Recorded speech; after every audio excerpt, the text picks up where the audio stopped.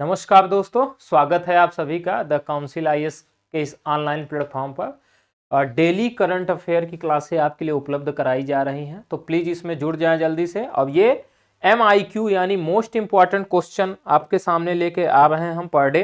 तो most important question MCQ के रूप में आपको उपलब्ध कराया जा रहा है, तो जल्द से आप लोग जुड़ जाएं वीडियो में और अपने मित्रों को भी शेयर कर दें, चैनल को सब्सक्राइब करें, अधिक से अधिक लोगों को जोड़िए।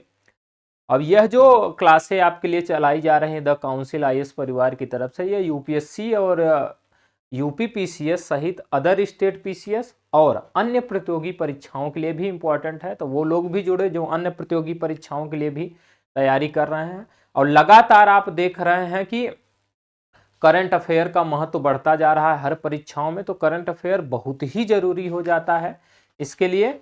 तो इसी को उद्देश्य से हम लोगों ने करंट अफेयर की सीरीज को स्टार्ट किया है डेली करंट अफेयर के नाम से। तो आप लोग इसमें जुड़ जाएं और देखते रहिए इस चीज को। तो बढ़ते हैं, आज का जो पहला सवाल हमारा है, आज का पहला क्वेश्चन आपके सामने जो मेरा है कि हाल ही में चर्चित डेयरी सहकार योजना के संदर्भ में निम्नलिखित कथनों पर विचार कीजिए। तो डेयरी सहकार योजना के संदर्भ में निम्नलिखित कथनों पर विचार करना है। अब इसमें जो हमारा पहला कथन दिया गया है कि इस योजना का उद्देश्य सहकारिता से समृद्धि तक के लक्ष्य को प्राप्त करना है। दूसरा दिया गया है कि इसका शुभारंभ अमूल के 75वें स्थापना वर्ष समारोह में किया गया। तीसरा कथन दिया है कि इसे राष्ट्रीय सहकारी विकास निगम द्वारा क्रियान्वित किया जाएगा। तीन कथन दिए गए हैं, आपको दिख रहे हैं। अब पूछा जा रहा है कि उपयुक्त में से कौन सा या से कथन सत्य है। सत्य कथन पूछा जा रहा है। ऑप्शन है हमारे केवल 1 और 2, केवल 2 और 3, केवल 1 और 3 या उपर्युक्त सभी। तो ये जो डेयरी सहकार है, इसका उद्देश्य जो है सहकारिता से समृद्धि तक के लक्ष्य को प्राप्त करना है।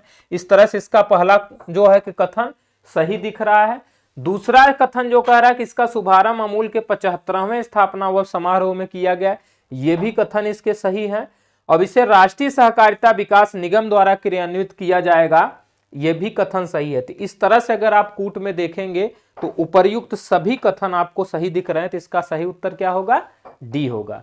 देखिए व्याख्या इसकी देखते हैं, कुछ और भी चीजें जानकारी आपको मिलेंगी। केंद्रीय गृह और सहकारिता मंत्री अमित शाह ने अमूल के 75वें स्थापना वर्ष समारोह के अवसर पर डेयरी सहकार योजना का शुभारंभ किया। फिर देखिए इस योजना का उद्देश्य सहकारिता से समृद्धि तक के लक्ष्य को प्राप्त करना है और इसे राष्ट्रीय सहकारी विकास निगम यानी NCDC द्वारा क्रियान्वित किया जाएगा। और इस योजना से देश के डेयरी सेक्टर को मजबूत करने के मौजूदा प्रयासों को बल मिलेगा। जो डेयरी सेक्टर के लिए चलाए जा रहे हैं प्रयास, उसमें और भी मजबूती प्रदान होगी, तो डेयरी सेक्टर में से वृद्धि होगी। बढ़ते हैं नेक्स्ट क्वेश्चन की तरफ, जो हमारा दूसरा क्वेश्चन है कि हाल ही में किस राज्य द्वारा जन सेवक योजना की शुरुआत की गई।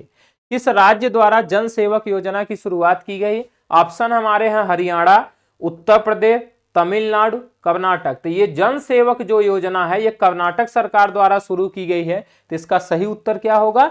डी होगा, यानी डी इसका सही उत्तर है। देखिए व्याख्या, आप कर्नाटक के मुख्यमंत्री बसवराज बोम्मई ने जन सेवक योजना की शुरुआत की है। तो मुख्यमंत्री द्वारा, जो कर्नाटक के मुख्यमंत्री हैं बसवराज बोम्मई द्वारा इस योजना को शुरुआत किया गया है। अब यह इस योजना के माध्यम से अगर देखा जाए तो सरकार का लक्ष्य है आम लोगों को घर पर ही सरकारी सेवाएं प्रदान करना।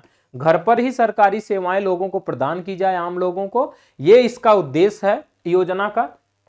इसके पहले चरण के दौरान अगर बात करें तो यह योजना बेंगलुरु के सभी 198 नगर पालिका वार्डों में लागू की जाएगी। बेंगलुरु में पहली लागू की जा रही है और बेंगलुरु में जो 198 नगर पालिका वार्ड है वहां पर इसको लागू किया जा रहा है। बढ़ते हैं, देखते हैं नेक्स्ट क्वेश्चन हमारा थर्ड नंबर क्वेश्चन है कि हाल ही में चर्चा में रहे भारत आसियान शिखर सम्मेलन के संदर्भ में कौन सा कथन असत्य है। पूछा जा रहा है कि भारत आसियान शिखर सम्मेलन, शब्दों को आप ध्यान देखिएगा, भारत आसियान शिखर सम्मेलन के संदर्भ में कौन सा कथन असत्य है पूछा जा रहा है। ऑप्शन पहला हमारा है कि इसे वर्ष 2022 को भारत आसियान मैत्री वर्ष के रूप में घोषित किया गया। इसमें मतलब कि भारत आसियान शिखर सम्मेलन में 2022 को भारत आसियान मैत्री वर्ष के रूप में घोषित किया गया। दूसरा कथन दिया जा रहा है कि भारत आसियान शिखर सम्मेलन का आयोजन द्विवार्षिक आधार पर होता है। दो कथन दिए गए हैं। पूछा जा रहा है कि इसमें से असत्य कौन सा है। कूट में देखिए, ऑप्शन है केवल एक, केवल दो, एक और दो दोनों, न तो एक और न ही दो। तो ये जो भारत आसियान शिखर सम्मेलन है, ये इसमें जो है कि 2022 को भारत आसियान मैत्री वर्ष के रूप में घोषित किया गया है। तो इसका जो पहला कथन है सत्य दिख रहा है। दूसरे का अगर बात करें तो ये भारत आसियान शिखर सम्मेलन जो है ये प्रतिवर्ष आयोजित किया जाता है। प्रतिवर्ष ये आयोजित किया जाता है, ये आपको याद रखना है। देख, प्रतिवर्ष आयोजित किया जाता है, जबकि दूसरे कथन में आप अगर देख रहे हैं तो यहां दिया है कि भारत आसियान शिखर सम्मेलन का आयोजन द्विवार्षिक आधार पर होता है। क्या दिया है? द्विवार्षिक आधार पर होता है। अगर यही वार्षिक आधार पर लिखा होता, अगर इस शब्द को हम काट देते तो यह भी कथन सत्य हो जाता, लेकिन यहां द्विवार्षिक आधार पर लिखा गया है, जबकि यह होता प्रतिवर्ष है। तो यह कथन इसका असत्य है, इसमें से दूसरा असत्य है। तो इसमें आप कूट में देखिए कौन सा इसमें सही दिखेगा फिर, यानी 2 नंबर असत्य है, तो इसका सही उत्तर होगा बी, यानी केवल 2। इस तरह से जो है कि मामूली से अंतर से क्वेश्चन का आइडिया बदल जाता है। तो आप लोग बड़े ही सूक्ष्मता पूर्वक करंट अफेयर का ध्यान देना है। करंट अफेयर ही नहीं बल्कि अन्य परंपरागत विषय को भी आप जब पढ़ने लगिए, यूपीएससी के लिए या यूपी पीसीएस के लिए या अदर स्टेट पीसीएस के लिए, तो आपको बड़ी बारीकी के साथ इस चीज को ध्यान रखना होगा। वनडे के क्षेत्र में अगर देखें अन्य प्रतियोगी जो परीक्षाएं उसमें तो वन लाइनर पूछा जाता है, लेकिन बड़े ध्यान की वहां भी जरूरत होती है। स्मार्ट स्टडी इसी के कहते हैं कि यहीं पे आपको स्मार्ट स्टडी लगाने की जरूरत पड़ेगी। देखिए इसकी व्याख्या में वो चीजें क्लियर हम करते हैं। हाल ही में भारत ने आसियान के वर्तमान अध्यक्ष ब्रुनोई के आमंत्रण पर 18वें भारत आसियान शिखर सम्मेलन में भाग लिया। इसमें सभी राजनेताओं ने वर्ष 2022 को भारत आसियान मैत्री वर्ष के रूप में घोषित किया है और भारत आसियान शिखर सम्मेलन प्रतिवर्ष आयोजित किया जाता है। देखिए प्रतिवर्ष आयोजित किया जाता है। फिर अगर देखें कि दक्षिण पूर्व एशियाई देशों का संगठन आसियान है की स्थापना 1967 में बैंकॉक थाईलैंड में आसियान के संस्थापकों, कौन कौन से हैं आसियान में संस्थापकों में, तो Indonesia, Malaysia, Philippines, Thailand, Singapore द्वारा आयोजित जो घोषणा हुई थी जिसको बैंकॉक घोषणा बोलते हैं, प्रत्यक्षर के साथ की गई।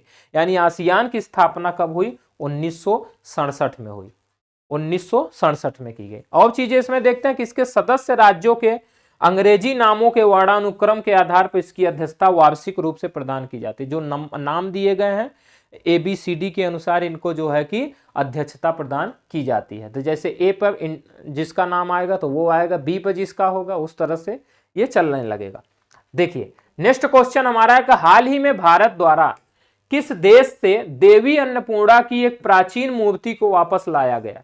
किस देश से देवी अन्नपूर्णा की एक प्राचीन मूर्ति को वापस लाया गया? ऑप्शन हमारे हैं चीन, कनाडा, ईरान, भूटान। तो भारत ने जो है कि कनाडा से देवी अन्नपूर्णा की एक प्राचीन मूर्ति को वापस लाया है। ठीक, तो इसका सही उत्तर आपको क्या दिखेगा? बी दिखेगा।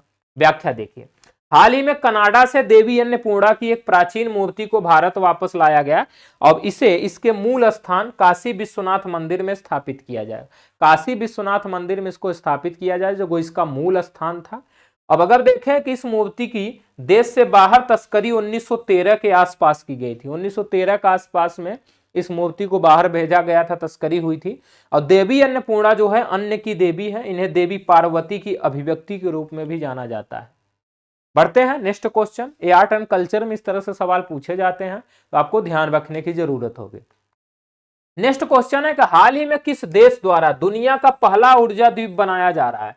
दुनिया का पहला ऊर्जा द्वीप बनाया जा रहा है, किस देश द्वारा पूछा जा रहा है? हमारे ऑप्शन है ब्रिटेन, डेनमार्क, मोरक्को, स्पेन। तो दुनिया का पहला ऊर्जा द्वीप जो है डेनमार्क द्वारा बनाया जा रहा है, तो इसका सही उत्तर होगा बी, यानी डेनमार्क होगा। डेनमार्क द्वारा जो है कि दुनिया का पहला ऊर्जा द्वीप बनाया जा रहा है। देखिए व्याख्या में और भी चीजें कुछ क्लियर आपको होंगी। हाल ही में डेनमार्क सरकार ने उत्तरी सागर में, कहां पे? उत्तरी सागर में दुनिया के पहले ऊर्जा द्वीप के निर्माण की परियोजना को मंजूरी दी है। इंडोनेशिया ने किस द्वीप में या किस सागर में अगर पूछ लिया जाए किसको मंजूरी दी है तो उत्तरी सागर आपको याद रखना होगा। देखिए यह यूरोपीय देशों में 3 मिलियन घरों की बिजली आवश्यकताओं को पूरा करने के लिए पर्याप्त हरित ऊर्जा का उत्पादन और भंडारण करेगा। अपनी तरह का पहला यह विशालकाय द्वीप 18 फुटबॉल पिचों जितना बड़ा है। 18 फुटबॉल जो पिच है 1,20,000 वर्ग किलोमीटर जितना है। इस तरह से आपको इसको याद रखना है। कुछ बच्चों ने कमेंट करके बताया था कि सर आप साइड में थोड़ा हो जाया करिए, मुझे स्क्रीनशॉट लेना होता है, तो इससे टाइम ज़्यादा जाएगा। और इसका पीडीएफ आपको टेलीग्राम चैनल पर उपलब्ध करा दिया जाता है। आप वहाँ से टेलीग्राम चैनल से पीडीएफ डाउनलोड कर लीजिए, आपको वहीं से सारी चीज़ें मिल जाएगी। तो आपको दिक्कत यहाँ बार बार स्क्रीन शॉट मारने में जो आपको टाइम जाएगा आपका, वो बचत होगा। अब आपको जो है कि डिस्क्रिप्शन बॉक्स में टेलीग्राम चैनल का लिंक दिया हुआ है, आप वहां से जा करके टेलीग्राम चैनल को ज्वाइन कर लीजिए। अब अगर वहां से नहीं जाते तो आप सीधा द काउंसिल सिविल सर्विसेज करके अगर आप टेलीग्राम पर सर्च करते हैं तो हमारा चैनल आपको मिल जाएगा। उसमें से आपको सारी पीडीएफ उपलब्ध करा दिए जाते हैं, तो आप उसको पीडीएफ को देखते जाइएगा तो आपको स्क्रीनशॉट मारने से बचत होगी। सिर्फ आप क्वेश्चन को ध्यान से पढ़ते जाइएगा। फिर ठीक, बढ़ते हैं नेक्स्ट क्वेश्चन की तरफ। हाल ही में जारी लोकतंत्र सूचकांक 2020 में भारत किस स्थान पर है, पूछा जा रहा है कि लोकतंत्र सूचकांक 2020 में भारत किस स्थान पर है। ऑप्शन है 40वें, 91वें, 53वें, 105वें। तो जो लोकतंत्र सूचकांक 2020 जारी किया गया, इसमें भारत 53वें स्थान पर। किस स्थान पर है? 53वें स्थान पर। तो इसका सही उत्तर होगा सी। इसका सही उत्तर क्या होगा? सी होगा। देखिए वो चीजें, हाल ही में द इकोनॉमिस्ट इंटेलिजेंट यूनिट यानी EIU द्वारा लोकतंत्र सूचकांक 2020 जारी की गई। अब इसमें 167 देशों में से भारत 6.61 अंक के साथ 53वें स्थान पर, जबकि 2019 में यह 91वें स्थान पर था। 91वां स्थान पर। यह भी कभी कभी पूछा जाता है कि जो हाल की घटनाएं हैं उसको ना पूछ करके पीछे के पूछ लिया जाता है। तो 2020 में अगर इसको देखा जाए तो यह 53वें स्थान पर है, और 2019 का अगर पूछ लिया जाएगा तो आप 91वें स्थान पर लगा लीजिएगा। दरअसल आपको जो है कि 1 साल 2 साल पीछे की भी आपको सूचकांक में पता होना चाहिए कि इस वर्ष किस सूचकांक में था। इसको देखते रहिएगा। अब देखते हैं इसके बारे में। सूचकांक में नॉर्वे 9.81 अंक के साथ शीर्ष पर है। तो इसमें सबसे आगे कौन है? नॉर्वे आपको दिख रहा है, तो शीर्ष पर नॉर्वे आपको दिखेगा। उसके बाद शीर्ष पर है, जबकि उत्तर कोरिया 1.08 अंक के साथ सबसे नीचे पायदान पर। सबसे शीर्ष पायदान पे नॉर्वे आपको दिखेगा, सबसे नीचे पायदान पर आपको उत्तर कोरिया दिखेगा, और भारत इसमें 53वें स्थान पर दिखेगा। ये आप ध्यान रखिए।